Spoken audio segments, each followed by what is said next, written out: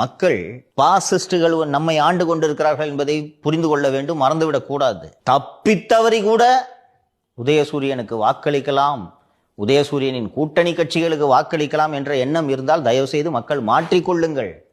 இதற்காக தான் ராத்திரியும் பகலும் வேலை செய்யறது, வேற ஒண்ணுமே இல்லை. திமுக கூட சேர்றவனையெல்லாம் அருவருப்பா ஜனங்க பார்க்கணும், வேற ஒன்றும் இல்லை. நான் சீரியஸாக சொல்றேன், இது மிகைப்படுத்தலாக நினைக்காதீர்கள். திமுக கூட எவனெல்லாம் சேர்றானோ அவர்கள் அத்தனை பேரும் மக்கள் விரோதிகள் என்று மக்கள் நினைக்க வேண்டும். அது நிச்சயம் நினைப்பாங்கன்னு நான் நம்புறேன்.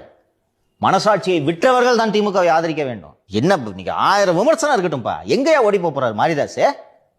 எதுக்கு அரெஸ்ட் பண்றீங்க? ஃபெலிக்ஸ் எங்க ஓடி போறாரு? அப்ப பயமுறுத்துறீங்க. அது என்னன்னா, மாரிதாசையும் ஃபெலிக்ஸையும் பார்த்து நம்ம நிப்பாட்டணும், புரியுதா? 5 லட்சம் பேர் பார்க்கறான் ஒரு நாளைக்கு. இவன் வாயம் மூடிட்டான்னா எவன் பேசுறான்னு பார்ப்போம். அவ்வளோ பெரிய தலைவர் விஜயே வாய மூடிட்டான். எடப்பாடி வாயை மூடலனாலும் அவரு பேச விடாம நாங்க பண்ணிட்டோம்.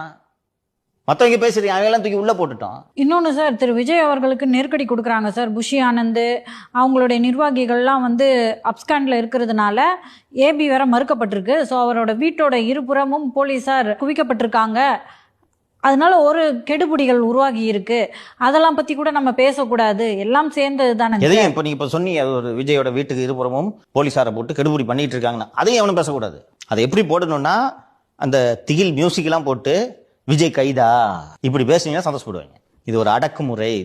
அவர் தரப்புல இருக்க நியாயத்தை பேசணும்ல. யோ, கொலைகாரம் கிடையாதுயா, அது ஒரு விபத்து. அவர் மட்டும் காரணம் அல்ல, அந்த விபத்துக்கு எல்லோரும் காரணம்.